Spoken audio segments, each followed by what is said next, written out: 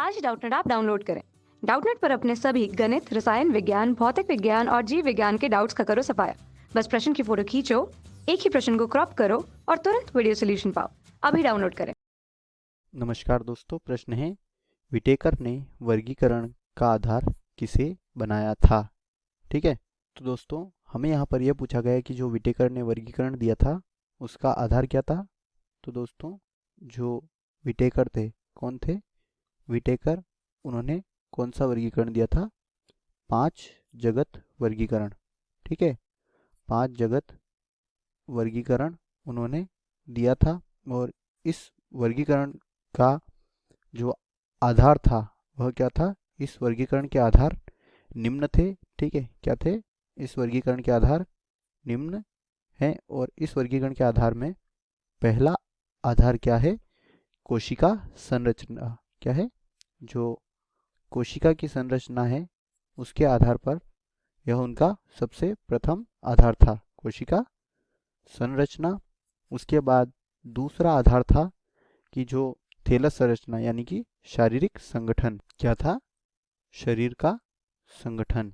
ठीक है, यानी कि शरीर जो होता है वह किस प्रकार संगठित होता है।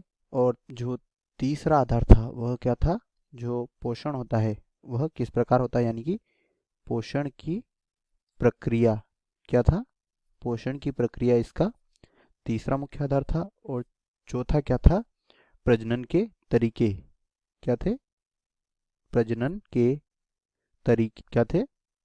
प्रजनन के तरीके। ठीक है, यह इसका चौथा आधार था।